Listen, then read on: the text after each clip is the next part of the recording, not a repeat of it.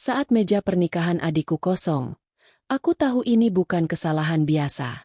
5 hari kemudian, ibu mertuaku datang bukan dengan maaf, melainkan dengan tagihan 15 juta. Jawabanku saat itu membongkar segala rahasia kelam. Memaksaku bersekutu dengan orang yang tak kusangka untuk menjatuhkan seorang pengkhianat yang ternyata ada di dalam keluarga sendiri. Assalamualaikum sahabat Bunda Berkisah. Salam hangat untuk kalian semua. Sebelum kita mulai masuk ke cerita, silakan teman-teman tulis di kolom komentar berasal dari daerah mana saja. Dan jangan lupa untuk menekan tombol like serta subscribe agar channel ini terus berkembang dan bisa menghadirkan kisah-kisah menarik lainnya. Mari kita simak cerita selengkapnya. Suasana di ballroom Hotel Mutiara pagi itu begitu semarak dan penuh dengan sukacita. Bunga melati dan mawar putih menghiasi setiap sudut, mengeluarkan aroma harum yang menenangkan. Ini adalah hari yang sangat kutunggu-tunggu. Hari pernikahan adik perempuanku, Sari. Sebagai kakaknya, Diana, aku berdiri di dekat pintu masuk, menyambut setiap tamu dengan senyum lebar dan rasa syukur yang mendalam. Namun, di balik senyum dan sapaan hangatku, ada sebuah kegelisahan yang terus menggerogoti pikiran. Mataku, hampir tanpa kusadari, terus-terusan mencuri pandang ke arah sebuah meja panjang di sudut ruangan yang paling dekat dengan panggung. Meja itu seharusnya dipenuhi oleh tawa dan canda keluarga besar mertuaku, Ibu Maya, Bapak Handoko, suamiku Rian, dan adik iparku, Dito. Tapi kenyataannya, sejak acara dimulai, kursi-kursi berhias pita emas di meja itu tetap kosong, sepi, dan terasa sangat dingin dilihat. Taplak meja putih yang berkilau justru semakin menonjolkan kekosongan yang menyakitkan itu. Sekitar pukul 10 pagi, tepatnya 1 jam sebelum akad nikah dimulai, aku sudah mencoba menghubungi Ibu Maya. Aku ingin memastikan apakah mereka sedang dalam perjalanan atau ada halangan. Namun, ponselnya tidak dapat dihubungi. Suamiku, Rian, yang juga tampak sibuk mengurusi beberapa hal, hanya memberikan jawaban singkat ketika kutanyai. Mereka lagi pada nggak enak badan. Tadi pagi ibu bilang, katanya pusing dan mual-mual. Sudah, jangan terlalu dipikirkan, ujarnya sambil lalu, sebelum pergi menemani panitia lain.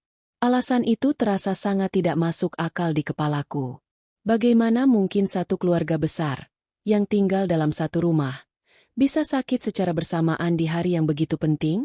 Ibu Maya yang biasanya sangat bersemangat menghadiri acara keluarga, Bapak Handoko yang tegas tapi selalu menghargai janji, dan Dito yang suka keramaian, mustahil mereka semua absen hanya karena tidak enak badan. Ini terasa seperti sebuah penghinaan halus, sebuah pesan bahwa peristiwa penting bagi keluargaku tidaklah berarti apa-apa bagi mereka. Sepanjang acara berlangsung, aku berusaha mati-matian menahan gejolak di dada. Setiap kali ada yang bertanya, "Mana keluarga Rian, Di?" Aku hanya bisa tersenyum getar dan menjawab, "Sedang kurang enak badan, jadi tidak bisa hadir." Rasanya ada beban yang sangat berat menindih pundakku. Saat Sari dan suaminya berjalan beriringan diiringi sorak-sorai tamu, hatiku teriris. Aku membayangkan betapa sedihnya adikku jika mengetahui meja keluarganya kosong. Untunglah, Sari terlalu bahagia sehingga tidak terlalu memperhatikan. Acara pun berakhir dengan meriah. Tamu-tamu mulai berpamitan. Aku memeluk Sari erat-erat, mengucapkan selamat dan berharap yang terbaik untuknya.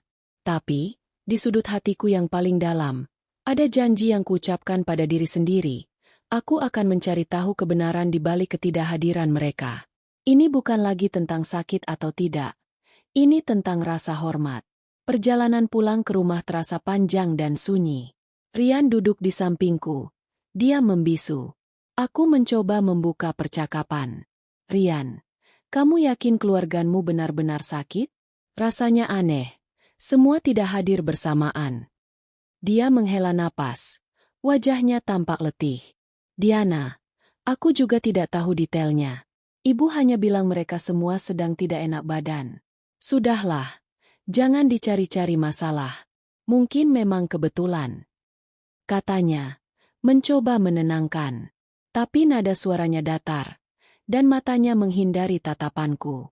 Ada sesuatu yang disembunyikan. Kurasakan itu. Kekecewaan dan tanda tanya besar itu akhirnya kubawa pulang, menciptakan awan kelabu di rumah kami yang biasanya penuh tawa. 5 hari telah berlalu sejak pesta pernikahan Sari. Suasana di rumah masih terasa tidak nyaman. Aku dan Rian seperti berjalan di atas kulit telur, menghindari topik tentang keluarganya. Aku mencoba melupakan, mencoba berpikir bahwa mungkin ini memang hanya kebetulan yang malang. Namun, hatiku tetap tidak tenang. Pagi itu, aku sedang membereskan kamar ketika ponselku berbunyi. Sebuah notifikasi dari aplikasi percakapan. Kulihat nama pengirimnya, dan jantungku berdebar kencang. Ibu Maya. Dengan jari yang sedikit gemetar, kubuka pesan itu. Berharap mungkin ini akhirnya sebuah permintaan maaf yang tertunda, atau setidaknya penjelasan yang lebih masuk akal. Namun, isi pesan itu justru membuatku terduduk lemas di tepi tempat tidur. Pesan dari Ibu Maya berbunyi, singkat dan tanpa basa-basi. Diana, tolong transferkan uang 15 juta ke rekening Ibu. Dito butuh buat biaya kursus keterampilan tambahan. Urgent. Bagai disiram air dingin. Rasanya dunia berputar lebih cepat. Tidak ada satu kata pun tentang ketidakhadiran mereka di pernikahan adikku. Tidak ada permintaan maaf. Hanya permintaan uang, yang disampaikan dengan nada begitu wajar. Seolah aku adalah bank pribadi mereka. Kekecewaan yang kutanam selama 5 hari ini meledak menjadi sebuah amarah yang sulit dikendalikan. Tanpa pikir panjang, jemariku menari di atas layar ponsel, mengetik balasan yang penuh dengan kekesalan. Maaf Ibu. Saya tidak bisa memenuhi permintaan itu. Untuk biaya kursus, seharusnya Dito sudah bisa mengatur sendiri atau berbicara dengan kakaknya. Saya bukan sumber dana yang bisa diminta kapan saja. Dan, saya masih sangat kecewa dengan ketidakhadiran keluarga di hari penting adik saya. Aku menekan tombol kirim, dan melemparkan ponselku ke atas sofa. Perasaan lega sesaat menyelimutiku, tapi segera digantikan oleh kecemasan. Aku tahu balasanku itu kasar dan tidak sopan. Tapi, harga diriku berkata, cukup sudah. Tidak sampai 5 menit. Langkah kaki Rian terdengar dari arah dapur. Wajahnya merah padam. Matanya menyala-nyala. Di tangannya, tergenggam ponselnya. Ternyata Ibu Maya langsung mengadu padanya. Diana, apa yang sudah kau lakukan? Bentaknya. Suaranya menggelegar di ruang keluarga yang sempit. Kenapa kau bicara begitu kasar pada ibuku? Dia hanya meminta bantuan. Aku bangkit berdiri, menatapnya dengan tajam. Kali ini, aku tidak akan mundur. Aku kasar. Rian? Lalu apa yang mereka lakukan padaku dan keluargaku? Mempermalukan kami di depan semua tamu dengan tidak hadir tanpa alasan yang jelas. Lalu 5 hari kemudian dengan enaknya meminta uang sebesar itu? Itu namanya tidak ada rasa hormat. Dan kamu, alih-alih membela istrimu, kamu malah membela mereka yang jelas-jelas bersalah. Perdebatan kami memanas. Suara kami mungkin terdengar hingga ke rumah tetangga. Rian terus bersikeras bahwa aku harus segera menelepon dan meminta maaf, serta mengirimkan uang itu. Tapi, di puncak kemarahannya, aku menangkap sesuatu yang aneh. Di balik kemarahan Rian, ada secercah ketakutan. Sorot matanya tidak stabil, dan caranya membela keluarganya terasa berlebihan, seperti sedang menutupi sesuatu yang lebih besar. Kemarahannya terasa seperti sandiwara. Aku tidak akan minta maaf, dan aku tidak akan kirim uang sepeser pun. Kataku dengan tegas sebelum masuk ke kamar dan mengunci pintu. Hatiku bergejolak. Ada sesuatu yang sangat tidak beres. Kekosongan meja itu, permintaan uang yang tiba-tiba, dan reaksi Rian yang berlebihan, semuanya terhubung. Malam itu, setelah memastikan Rian tertidur pulas, rasa penasaranku mencapai puncaknya. Aku merayap keluar kamar, mengambil ponsel Rian dari atas meja makan. Dengan hati-hati, aku memasukkan kode sandi yang ku ketahui. Aku langsung membuka aplikasi percakapan dengan Ibu Maya. Aku yakin pasti ada komunikasi lain yang tidak ku ketahui. Namun, yang kulihat hanya beberapa pesan biasa tentang kesehatan. Sepertinya tidak ada yang mencurigakan. Tapi, naluriku mengatakan ada yang dihapus. Aku ingat, Ada sebuah aplikasi pemulihan data yang pernah kupasang untuk menyelamatkan foto-foto kenangan keluarga yang tak sengaja terhapus. Dengan cepat, kugunakan aplikasi itu untuk memindai ponsel Rian. Jantungku berdebar-debar menunggu hasilnya. Setelah beberapa menit yang terasa seperti berjam-jam, beberapa pesan terhapus berhasil muncul kembali. Dan di sana, ada satu pesan dari Ibu Maya kepada Rian, dikirim tepat pada pagi hari pernikahan Sari, sebelum mereka memberitahu aku tentang sakit mereka. Isi pesan itu singkat, tapi membuat seluruh tubuhku menggigil. "Nak, tolong ini keadaan darurat. Kita harus lakukan seperti yang dia minta. Jika tidak, semua akan terbongkar. Jangan beritahu Diana." Aku membeku. Semua akan terbongkar. Kalimat itu berputar-putar di kepalaku. Ini bukan tentang sakit. Ini tentang ancaman. Uang 15 juta itu bukan untuk kursus Dito. Itu adalah sesuatu yang lain. Sesuatu yang terkait dengan rahasia yang akan terbongkar. Rian tahu tentang ini, dan dia memilih untuk membiarkan keluarganya menghina kami daripada rahasia itu terbuka. Aku menyimpan kembali ponsel Rian dengan hati-hati. Aku memutuskan untuk tidak menanyakan ini padanya. Dia jelas tidak akan jujur. Misteri ini sekarang menjadi tanggung jawabku untuk diungkap. Aku tidak lagi hanya berhadapan dengan mertua yang tidak sopan, tapi dengan sebuah rahasia gelap yang penuh dengan pemerasan dan ketakutan. Aku harus menggali lebih dalam. Keesokan harinya, aku berusaha bersikap normal di depan Rian. Dia masih terlihat kesal, tapi juga sedikit lebih tenang. Mungkin karena mengira aku sudah melupakan masalah uang itu. "Diana, bagaimana kalau kita beri saja separuhnya? Agar ibu tenang," ujarnya saat sarapan, mencoba berkompromi. Aku menggeleng, berusaha terlihat wajar. "Aku butuh waktu. Rian, ini bukan soal uangnya, tapi soal prinsip. Biarkan aku berpikir dulu," kataku. Rian menghela napas tapi tidak memaksa lagi. Sepanjang hari, dia terlihat gelisah. Seringkali menerima telepon dan berbicara dengan suara rendah di teras. Aku pura-pura tidak memperhatikan. Tugas pertamaku adalah mencari bukti fisik. Jika ini tentang uang dan ancaman, pasti ada sesuatu yang terkait dengan keuangan keluarga mereka. Aku ingat, Rian memiliki sebuah kotak kayu kecil berwarna coklat tua yang selalu dia kunci dan simpan di rak buku tertinggi di ruang kerjanya. Dia bilang, itu adalah tempatnya menyimpan dokumen-dokumen penting dan kenang-kenangan masa lalu. Saat Rian berangkat ke kantor, aku segera bergerak. Kunci cadangan kotak itu kusimpan di balik sebuah buku lama di rak yang sama. Dengan hati-hati, kuambil kunci itu dan membuka kotak kayu tersebut. Isinya tidak banyak. Beberapa foto lama, sertifikat, dan sebuah map folio berwarna biru. Dengan tangan gemetar, kuambil map itu dan membukanya. Isinya hanya satu lembar kertas, tapi begitu kubaca, napas seolah tertahan. Itu adalah surat perjanjian utang dari sebuah lembaga keuangan non-formal. Yang membuatku terpana adalah nama yang tercantum, Maya Wijaya, nama lengkap Ibu Maya. Nilai utangnya bukan 15 juta, tapi 600 juta rupiah. Bunganya sangat tinggi, dan yang paling mencengangkan, tanggal jatuh tempo pelunasan utang pokoknya adalah 2 hari setelah pesta pernikahan Sari. Segalanya menjadi jelas bagai disinari cahaya terang. Ibu Maya tidak meminta 15 juta untuk kursus Dito. Itu adalah alasan palsu. Kemungkinan besar, uang itu adalah cicilan pertama atau semacam uang damai untuk menunda penagihan utang yang begitu besar. Ketidakhadiran mereka di pernikahan pasti juga ada kaitannya dengan utang ini. Mungkin itu adalah perintah dari si penagih utang, atau mereka sedang dikejar-kejar oleh masalah ini sehingga tidak bisa hadir. Semua akan terbongkar. Yang disebutkan Ibu Maya di pesan rahasia itu kini masuk akal. Jika utang sebesar ini terbongkar, reputasi Bapak Handoko yang dikenal sebagai seorang yang terhormat di lingkungannya bisa hancur berantakan. Tiba-tiba, ponselku bergetar. Aku hampir terjatuh karena kaget. Sebuah pesan masuk.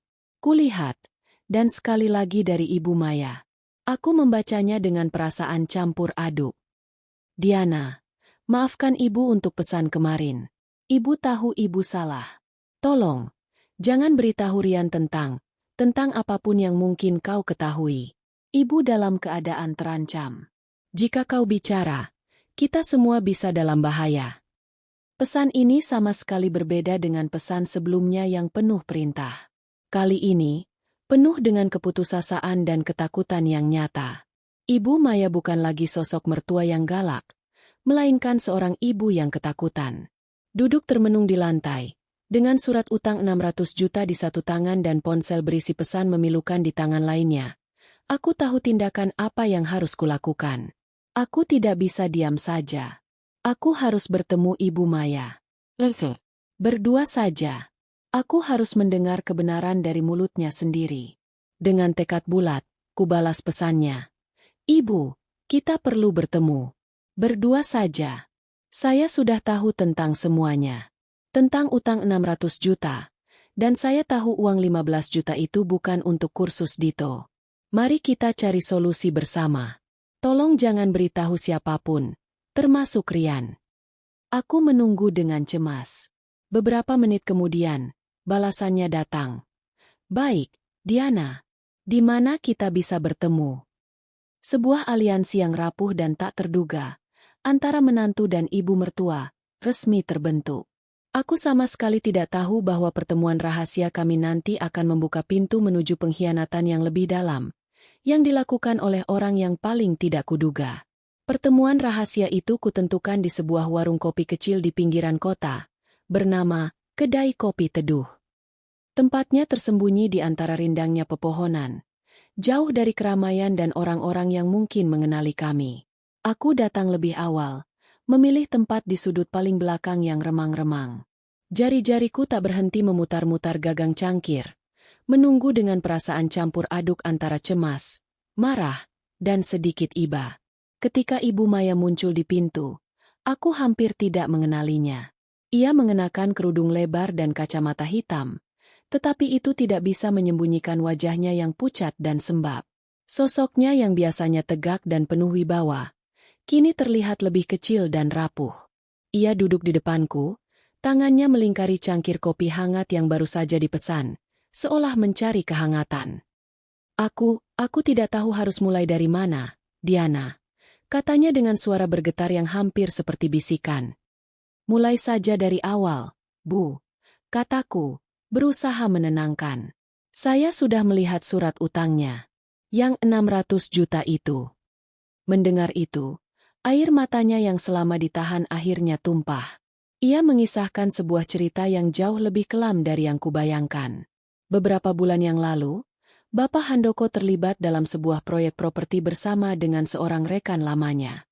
Karena ingin cepat untung, dia menyunat beberapa prosedur dan memanipulasi dokumen tender proyek tersebut. Itu adalah kesalahan masa lalu yang sangat dia sesali. Namun, seseorang mengetahui rahasia itu. Beberapa minggu lalu, Bapak Handoko mulai menerima pesan ancaman dari sebuah nomor tidak dikenal. Pesannya selalu detail, menyebutkan nama-nama yang terlibat, nomor-nomor dokumen rahasia, bahkan jadwal rapat internal. Si pengancam mengancam akan membongkar semua ini ke pihak berwajib dan media jika permintaannya tidak dipenuhi. Permintaan pertamanya, Ibu Maya terisak, adalah agar kami tidak menghadiri pesta pernikahan adikmu. Dudukku membeku. Apa? Ia bilang, itu adalah tes kepatuhan. Untuk menunjukkan bahwa kami berada di bawah kendalinya. Bahwa kami akan mengorbankan acara keluarga sendiri demi menjaga rahasianya. Kami tidak punya pilihan, Diana. Jika rahasia ini terbongkar, suamiku bisa hilang segala-galanya. Karir, reputasi, bahkan kebebasannya. Seketika itu pula, kemarahanku pada Ibu Maya mencair, digantikan oleh sebuah pemahaman yang menyedihkan. Mereka bukan tidak hadir karena sombong atau tidak menghargai. Mereka adalah korban dari sebuah pemerasan yang keji. Ketidakhadiran mereka adalah sebuah paksaan, sebuah pengorbanan yang menyakitkan untuk menyelamatkan kepala keluarga. Lalu uang 15 juta itu? Tanyaku, mencoba menyusun kembali puzzle yang berantakan. Itu adalah permintaan keduanya, jawab Ibu Maya, mengelap air matanya. Dia bilang, Itu adalah uang muka untuk membuktikan keseriusan kami. Jumlahnya akan bertambah, Diana. Aku yakin itu. Alasan kursus untuk Dito hanya kebohongan yang kami buat agar Rian dan kamu tidak curiga. Kami benar-benar tidak tahu harus berbuat apa lagi. Hatiku serasa diiris. Aku membayangkan betapa terpuruknya mereka, terjepit antara menyelamatkan diri dan menyakiti orang lain. Bu, kataku dengan suara lembut tapi tegas. Kita harus menghentikan ini. Kita harus tahu siapa di balik semua ini. Ibu Maya mengangguk lemah. Tapi bagaimana? Dia sangat cerdik. Hanya mengirim pesan. Tidak pernah menelepon. Aku mengeluarkan ponselku dan menunjukkan padanya hasil pelacakan sederhana yang kulakukan terhadap nomor tidak dikenal yang mengirim pesan terhapus ke Rian. Saya coba lacak. Bu. Nomor ini, meski tidak jelas pemiliknya, sinyalnya paling kuat di sekitar satu area. Aku menggeser layar, menunjukkan sebuah peta. Area ini adalah komplek kos-kosan tempat Dito tinggal. Wajah Ibu Maya berubah total. Dari putus asa menjadi tidak percaya. Lalu denial yang kuat. Tidak. Tidak mungkin. Diana, jangan menuduh sembarangan. Dito itu, mungkin dia memang sedikit manja dan hanya memikirkan motor dan gaya hidup. Tapi dia tidak mungkin melakukan ini pada orang tuanya sendiri. Itu anakku. Penolakannya begitu keras dan tulus. Seorang ibu yang membela anaknya. Tapi bagiku, semua petunjuk terlalu jelas untuk diabaikan. Siapa lagi yang memiliki akses terhadap informasi keluarga sedetail itu? Siapa lagi yang bisa memanfaatkan obsesi Dito pada motor sebagai alibi yang sempurna? Bu, saya tidak menuduh. Saya hanya membaca fakta. Pemeras ini tahu segalanya tentang bapak, tentang utang ibu, tentang jadwal keluarga. Itu pasti orang dalam. Dan siapa yang paling diuntungkan dengan uang-uang yang diminta ini? Bukankah gaya hidup Dito yang boros itu perlu biaya besar? Aku menjelaskan semuanya dengan sabar, poin demi poin.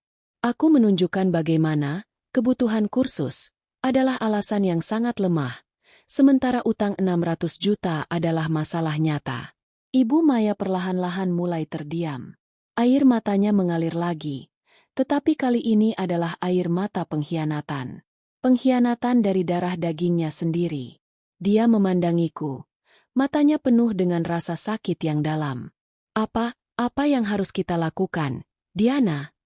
Aku menarik napas dalam. Kita harus membuatnya mengaku. Bu, kita jebak dia. Kita buat skenario seolah-olah kita akan menuruti permintaannya, dan kita rekam pengakuannya. Dalam keheningan warung kopi itu, sebuah persekutuan yang tak terbayangkan sebelumnya lahir. Aku, sang menantu yang sempat dibenci, dan Ibu Maya, sang mertua yang sempat menyakiti, kini bersatu melawan sebuah ancaman yang ternyata berasal dari dalam keluarga sendiri. Persekutuan rahasia antara kami berdua membutuhkan eksekusi yang sempurna. Setelah dari warung kopi, kami berpisah dengan komitmen untuk berpura-pura normal di depan Rian dan Dito. Aku pulang ke rumah dengan beban yang sedikit lebih ringan karena telah menemukan sekutu, tetapi juga lebih berat karena mengetahui betapa berbahayanya musuh yang kami hadapi. Rian sudah menungguku di rumah dengan wajah cemas. Dari mana? Di? Lama sekali. Aku cuma jalan-jalan sendirian, merenung. Jawabku, memasang ekspresi yang sudah kulat sebelumnya, lelah dan pasrah. Aku pikir, mungkin kamu benar. Aku akan berikan uang 10 juta saja untuk ibu. Selebihnya, biar Dito urus sendiri. Wajah Rian langsung berbinar. Dia memelukku erat. Terima kasih, sayang. Aku tahu kau akhirnya mengerti. Ini yang terbaik untuk menjaga kedamaian. Pelukannya terasa hangat, tapi hatiku perih. Dia tidak tahu bahwa kedamaian yang ingin dia jaga adalah ilusi, dan adik yang dia bela adalah ular yang menggerogoti keluarganya dari dalam. Aku harus terus berbohong padanya, untuk kebaikan yang lebih besar. Keesokan harinya, aku menghubungi Dito. Dengan suara yang kubuat sewajar mungkin, aku berkata, Dit, aku sudah bicara dengan kakakmu. Aku bersedia kasih uang untuk kursusmu, 10 juta. Tapi aku mau ketemu langsung. Ambil tunai. Aku pengen dengar rencana kursusmu secara detail.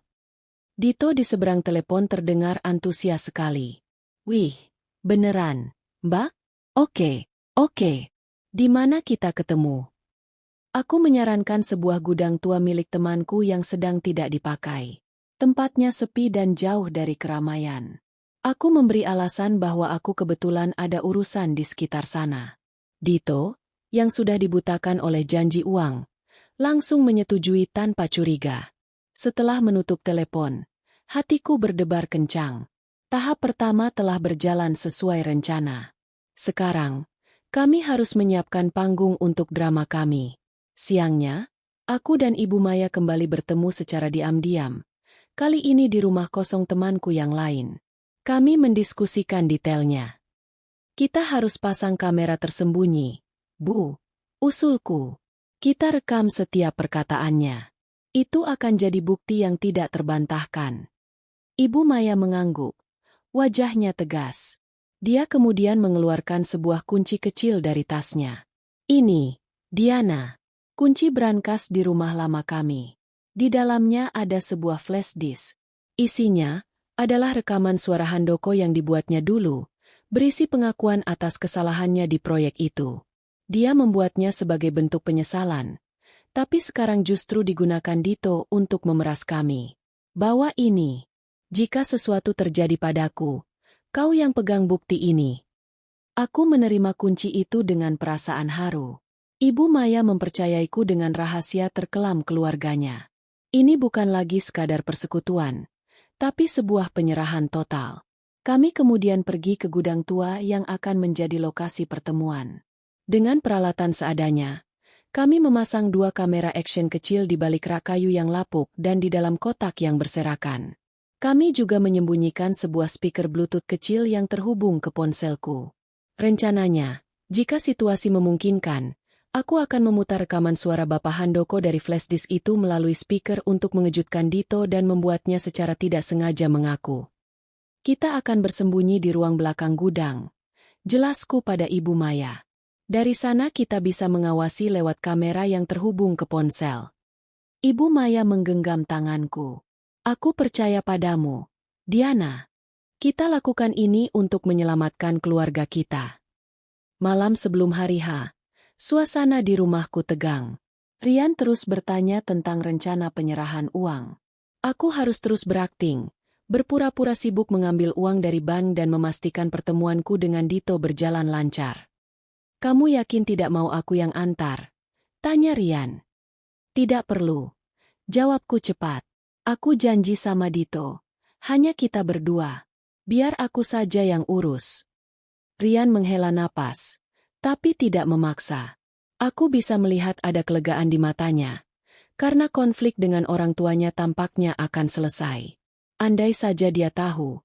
Ini baru awal dari badai yang sesungguhnya. Hari yang ditunggu-tunggu akhirnya tiba. Aku dan Ibu Maya pergi terlebih dahulu ke gudang tua itu. Kami memarkir mobil cukup jauh dan berjalan kaki agar tidak mencurigakan. Udara di dalam gudang terasa pengap dan berdebu. Sinar matahari hanya menyelinap masuk dari celah-celah papan, menerangi partikel debu yang beterbangan.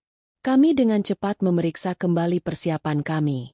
Kamera tersembunyi berfungsi dengan baik, mengirimkan gambar jelas ke tablet yang kami bawa. Speaker Bluetooth juga terhubung sempurna. Aku mengunci flash disk berisi rekaman Bapak Handoko di saku celanaku. Rasanya seperti sebuah senjata pamungkas. Kami lalu bersembunyi di sebuah ruang gudang kecil di belakang, yang pintunya dari kayu berlubang-lubang, memungkinkan kami mengintip tanpa terlihat. Detik-detik menunggu terasa sangat lama. Jantungku berdebar kencang, dan kulihat tangan Ibu Maya menggenggam erat rosario, bibirnya komat kamit berdoa. Akhirnya, sebuah bayangan muncul di pintu gudang yang terbuka. Itu adalah Dito. Dia masuk dengan langkah percaya diri, memakai jaket sport mahal dan celana jeans trendy. Matanya scanning ruangan yang kosong. Mbak Diana? Panggilnya. Suaranya menggema di ruangan yang sunyi. Aku menarik napas dalam dan keluar dari persembunyian. Ibu Maya tetap di tempatnya, mengawasi dari balik pintu. Aku di sini, Dit. Kataku, berusaha tenang. Dia tersenyum lebar. Wah, akhirnya ketemu. Gimana? Uangnya udah dibawa? Sudah, jawabku, mengeluarkan selembar cek dari saku. Ini adalah cek kosong yang kubuat sebagai umpan. Tapi sebelum aku kasih, aku mau dengar langsung darimu. Kursus apa yang mau diambil? Di mana? Biayanya sampai 10 juta. Dito sedikit kehilangan senyumnya. Dia tidak menduga akan ditanya detail. Oh, itu kursus programming, Mbak. Lagi ngetren kan? Tempatnya di kota sebelah. Programming? Tanyaku, pura-pura tertarik. Wah, bagus itu. Bisa dapat kerja yang baik. Tapi kok sampai butuh uang segitu? Biasanya untuk pendaftaran saja tidak sampai 10 juta. Dito mulai tampak gelisah. Ya, ada biaya ini itu. Mbak, modul, praktik, ya pokoknya segitu deh. Aku memutuskan untuk langsung menaikkan tensi. Atau, uang ini bukan untuk kursus. Dito, mungkin untuk bayar sesuatu yang lain? Sesuatu yang lebih mendesak. Wajah Dito berubah. Maksud Mbak Diana apa? Ya buat kursus ini. Baiklah, kataku. Lalu mengangguk ke arah persembunyian Ibu Maya. Ibu Maya memencet tombol di ponselku, dan seketika itu pula, suara Bapak Handoko yang berat dan penuh penyesalan memenuhi gudang tua itu, berasal dari speaker tersembunyi. Saat itu aku memang mengambil jalan pintas. Aku memanipulasi dokumen tender proyek perumahan Gria Asri. Aku tahu ini salah, dan aku menyesal, tapi seseorang sekarang menggunakannya untuk mengancam keluargaku. Wajah Dito berubah pucat pasi. Matanya melotak, mencari-cari sumber suara. Dia seperti melihat hantu. Hei, itu suara siapa? Matikan, teriaknya, panik. Aku tidak akan mematikan, Dito, kataku dengan suara dingin. Aku tahu segalanya. Aku tahu kamu yang memeras orang tuamu sendiri. Aku tahu kamu yang memaksa mereka tidak hadir di pernikahan adikku. Dan aku tahu uang 10 juta ini adalah permintaanmu. Dito terdiam sejenak. Lalu tawa pendek dan sinis keluar dari mulutnya. Ekspresinya berubah total dari pemuda polos menjadi dingin dan penuh percaya diri. Oke. Ketahuan juga ya. Pintar juga kamu, Mbak. Katanya, menyeringai. Ya, benar. Aku yang melakukan semua ini. Mereka itu bodoh. Punya rahasia sebesar itu. Disimpan saja. Aku butuh uang. Gaya hidupku mahal. Motor butuh modif. Klub butuh iuran. Jalan-jalan butuh duit. Mereka pelit. Jadi ya, aku ambil kesempatan. Mendengar pengakuan langsung dari mulutnya sendiri, Ibu Maya tidak bisa menahan diri lagi. Dia keluar dari persembunyiannya. Wajahnya basah oleh air mata. Dito, nak. Mengapa? Mengapa kau lakukan ini pada kami? Pada ayahmu? Suara Ibu Maya hancur. Dito terkejut melihat ibunya. Tapi hanya untuk sesaat. Dia malah tertawa lebih keras. Oh, ibu juga ada. Bagus. Jadi kalian berdua sudah komplot. Ya, sudah tidak usah banyak bacot. Berikan saja uangnya. Kalau tidak, besok pagi semua media akan dapat email berisi rekaman itu. Aku melangkah maju, menatapnya tajam. Kami tidak akan memberimu uang, Dito. Dan kami sudah merekam semua pengakuanmu tadi. Kamu yang akan berurusan dengan hukum. Pemerasan adalah kejahatan. Mendengar kata hukum, wajah Dito baru berubah. Kepercayaan dirinya mulai retak. Ibu, tolong jangan. Dia mulai memohon pada ibunya. Tapi Ibu Maya sudah menguatkan hatinya. Dia menggeleng, air mata masih mengalir, tapi sorot matanya tegas. Tidak, Dito. Sudah cukup. Kau harus belajar bertanggung jawab atas perbuatanmu. Aku mengangkat tablet yang menampilkan rekaman dari kamera tersembunyi. Semua ini sudah terekam, Dito. Pengakuanmu yang jujur. Pada saat itulah, Dito benar-benar tumbang. Dia jatuh berlutut. Menangis memohon ampun. Tapi bagi kami, segalanya sudah terlambat. Pintu menuju pengkhianatan terbesar dalam keluarga ini telah terbuka, dan tidak ada jalan untuk menutupnya lagi selain menghadapinya dengan kebenaran. Kembali ke rumah setelah konfrontasi di gudang tua, aku merasa seperti baru saja menyelesaikan pertempuran yang melelahkan. Bukti rekaman pengakuan Dito tersimpan aman di dalam tas, terasa bagai sebuah beban sekaligus senjata. Ibu Maya memutuskan untuk pulang ke rumahnya. Dia butuh waktu untuk sendiri, memproses segala kesedihan dan kekecewaan yang mendalam. Kami berpelukan erat sebelum berpisah. Sebuah pelukan yang menandai ikatan baru di antara kami. Sesampainya di rumah, Rian langsung menyambutku di pintu. Wajahnya penuh tanya. Gimana, Di? Udah ketemu Dito? Dia terima uangnya. Aku menarik napas dalam. Saatnya menghadapi badai kedua. Rian, kita perlu bicara. Duduk dulu. Dia menatapku curiga. Tapi menurut. Kami duduk di sofa ruang keluarga. Aku meletakkan tablet di atas meja. Pertemuan tadi tidak seperti yang kamu kira. Tidak ada uang yang diberikan. Justru, ada sesuatu yang harus kamu lihat dan dengar.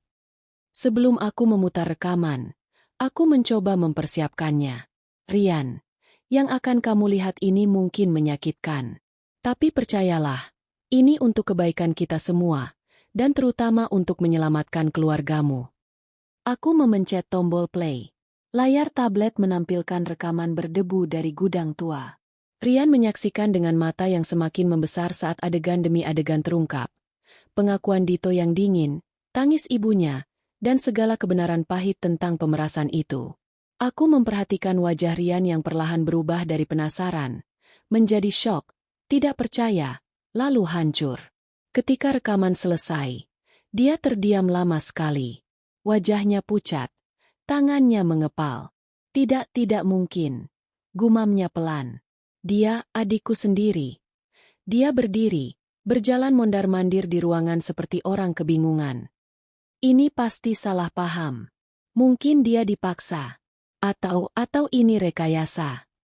Kemarahannya mulai meledak. Tapi kali ini tidak padaku, tapi pada kenyataan yang harus dihadapinya. Rian, panggilku lembut. Kamu lihat sendiri ekspresinya. Kamu dengar pengakuannya. Ini nyata.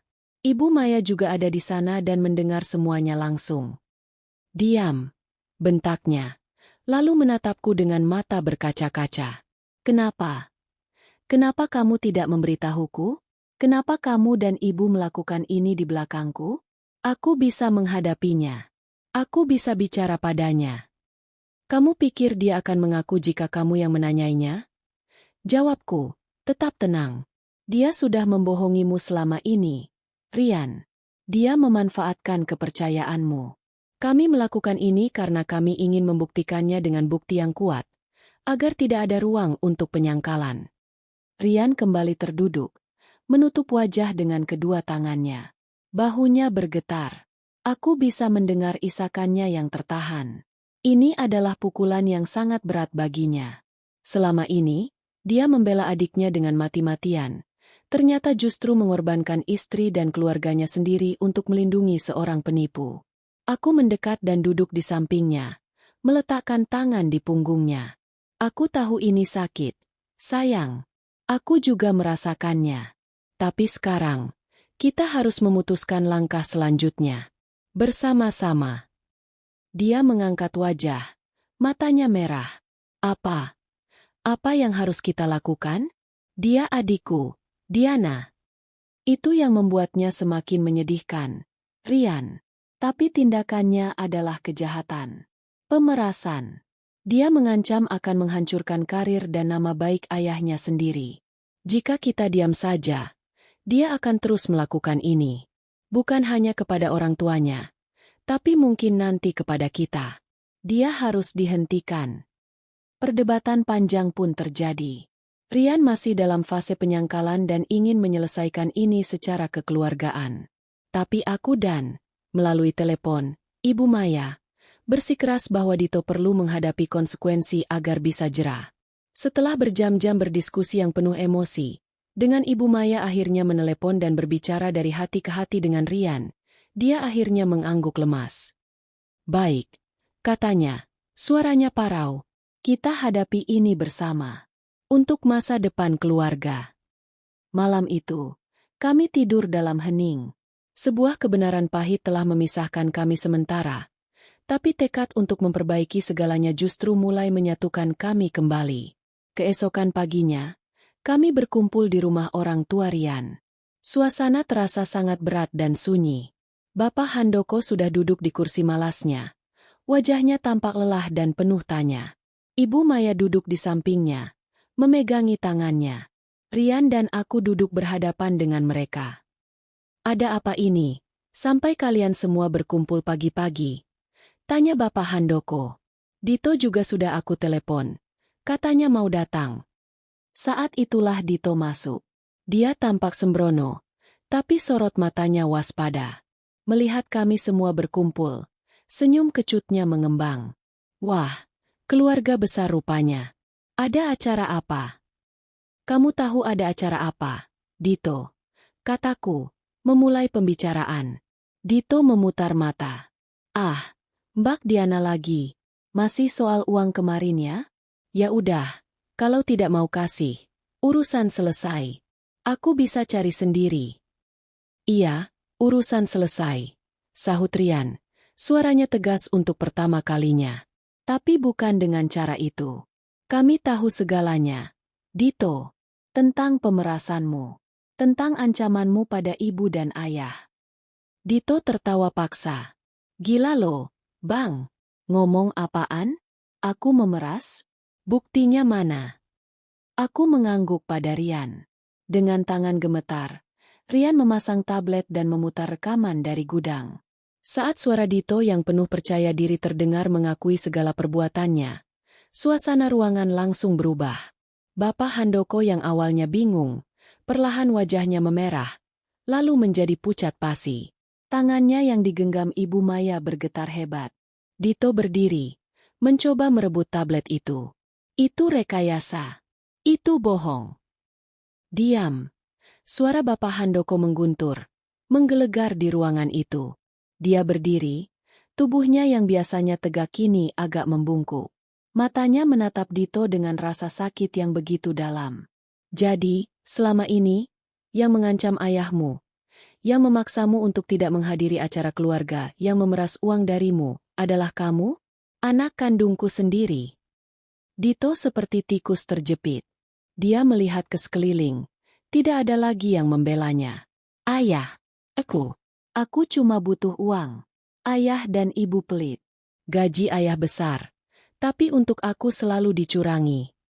Bodoh, bentak Bapak Handoko. Kali ini dengan nada hancur. Uang itu bukan segalanya. Kami mendidikmu untuk jadi orang yang jujur. Bukan perampok bagi orang tuamu sendiri. Kesalahan ayah dulu. Itu pelajaran pahit yang tidak ingin ayah wariskan padamu. Tapi ternyata kamu malah memanfaatkannya. Bapak Handoko jatuh kembali ke kursinya. Terlihat sangat tua dan lelah. Ibu Maya memeluk bahunya. Menangis. Rian mendekat. Berlutut di depan ayahnya. Ayah, maafkan kami. Kami harus membongkar semuanya seperti ini. Bapak Handoko menggeleng. Menatap kami semua. Tidak, kalian benar. Kebenaran, seberapapun pahitnya, harus dihadapi. Dia menatap Dito yang kini terduduk lesu di lantai. Dito, nak, ayah sangat kecewa. Tapi lebih dari itu, ayah sedih. Sedih karena kegagalan ayah mendidikmu. Pertemuan itu berakhir dengan keputusan yang paling sulit. Atas desakan Bapak Handoko, dan setelah berdiskusi panjang, kami memutuskan untuk membawa kasus ini ke pihak yang berwajib. Bukan untuk menghancurkan Dito, tapi untuk memberinya pelajaran yang paling berharga dalam hidupnya, bahwa setiap tindakan ada konsekuensinya. Kami akan mendampinginya melalui proses hukum, dan berjanji untuk menerimanya kembali jika dia sudah benar-benar bertobat. Hari berikutnya adalah masa-masa yang kelam namun penuh dengan tekad untuk membangun kembali. Laporan kami kepada polisi diikuti dengan proses hukum yang berjalan. Dito, dengan didampingi pengacara keluarga, akhirnya mengakui semua perbuatannya. Hakim menjatuhkan hukuman yang tidak terlalu berat, Mengingat ini adalah kasus keluarga dan Dito masih muda, tetapi cukup untuk membuatnya jera. Masa percobaan dengan kewajiban mengikuti konseling dan pelayanan masyarakat. Rumah orang tua mertuaku menjadi tempat yang sunyi. Bapak Handoko butuh waktu untuk pulih dari pengkhianatan ganda, kesalahannya di masa lalu yang menghantuinya, dan pengkhianatan anaknya di masa kini.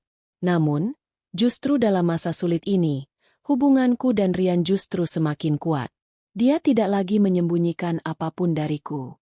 Kami berkomunikasi dengan terbuka, berbagi rasa sakit, dan saling menguatkan. Hubunganku dengan Ibu Maya pun mengalami transformasi yang luar biasa. Dia tidak lagi menjadi mertua yang distantif. Kini, dia sering datang ke rumah, bukan untuk meminta sesuatu, tapi untuk sekadar minum teh dan bercerita. Kami seperti ibu dan anak. Dia bahkan memintaku maaf secara resmi atas sikapnya di masa lalu dan atas ketidakhadiran mereka di pesta pernikahan Sari. Kamu telah menyelamatkan keluarga kami, Diana, katanya suatu sore, sambil memegang tanganku, dari kehancuran yang lebih dalam. Terima kasih. Aku hanya tersenyum. Kita yang menyelamatkannya bersama, Bu. Aku juga akhirnya menceritakan semuanya pada adikku, Sari. Awalnya dia marah dan kecewa, tapi setelah memahami keseluruhan cerita dan penderitaan keluarga mertuaku, dia justru memaafkan mereka. Yang penting mereka baik-baik saja sekarang, Kak.